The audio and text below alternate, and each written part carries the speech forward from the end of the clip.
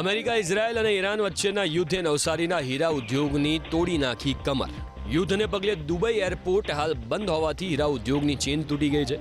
નવસારીના હીરા ઉદ્યોગકારો પાસે હાલ માત્ર 10 દિવસ ચાલે તેટલો જ કાચો માલ ઉપલબ્ધ છે. 10 દિવસ બાદ પોલિશ કરવા માટેના હીરા ન હોવાને લીધે કારખાના બંધ કરવાની ફરજ પડશે, જેથી નવસારીમાં ધમધમતા 3000 હીરાના કારખાનાને તાળા લાગી જાય તેવી સ્થિતિનું નિર્માણ થયું છે. એટલું જ નહીં, કારખાનામાં કામ કરતા રત્નકલાકારો પણ બેરોજગાર થવાની તેમની શક્યતા છે.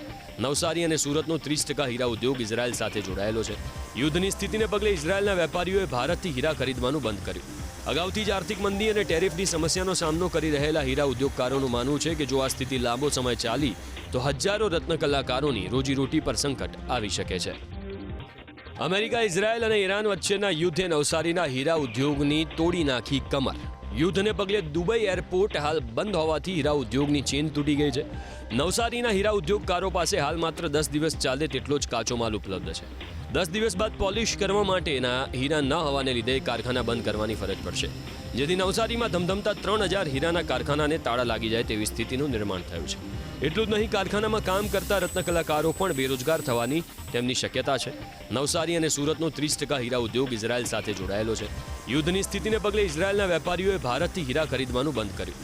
અગાઉથી જ આર્થિક મંદી અને ટેરિફની સમસ્યાનો સામનો કરી રહેલા હીરા ઉદ્યોગકારોનું માનવું છે કે જો આ સ્થિતિ લાંબો સમય ચાલી તો હજારો રત્નકલાકારોની રોજીરોટી પર સંકટ આવી શકે છે.